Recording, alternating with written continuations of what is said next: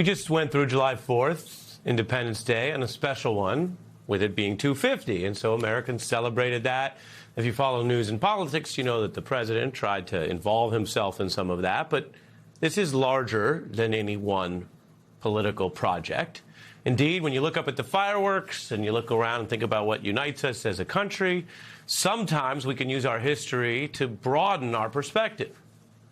Other times, we look back at history and wonder, well, did it work? Does our system of government, these famous checks and balances and guardrails, do they even work?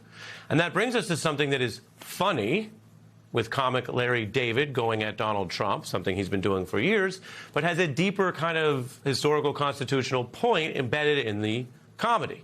Of course, we know Larry from Seinfeld and Curb, and many of his co-stars have been on this very program. But his new show, which we've mentioned, he teamed up with Barack Obama to do, and it draws on the founding era and other periods in history to basically make jokes. But the newest episode, if you haven't seen it yet, just aired on HBO. We're airing a clip here on MS Now for the first time. Has this biting critique of Trump through the lens of the first president, Washington, and a Larry David character who's raising questions that may be dismissed in the fabric of our founding documents, feel newly relevant right now. I stand before you today as your president to announce that I shall not be seeking a third term. The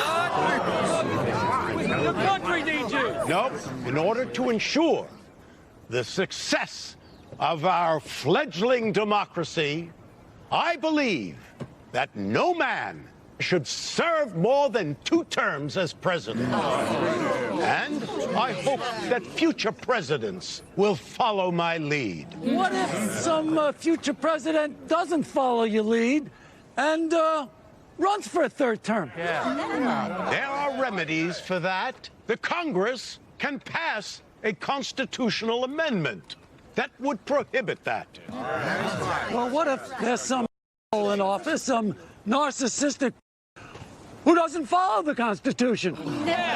Then the Congress of the United States and the United States Supreme Court would not allow it. But what if the Supreme Court is a bunch of yes men and Congress is a bunch of who care more about party than country?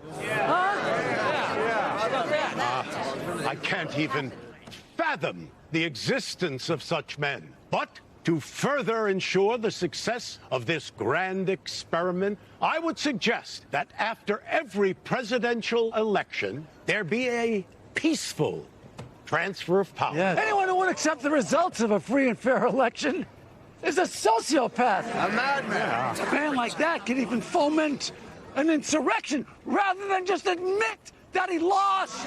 What a scoundrel. He could use the presidency to enrich himself and his family. No. He could send troops into American cities to terrorize and even kill American citizens. He could attack universities, even the free press, silencing anyone who dares to criticize him. Are you suggesting that the president would taketh the time to challenge anyone who dare make fun of him as if he were a big baby? A big baby! Right. I don't see it. What duly elected president would do such a thing? An insecure lion hole.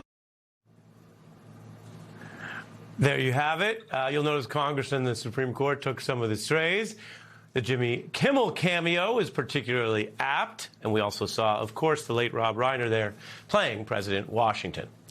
It shows us that comedy, satire, free speech, all of it is what we need to get through this period, even if the joke with Jimmy Kimmel is that this imagined future president baby would react so stridently to us exercising what are, of course, our foundational rights.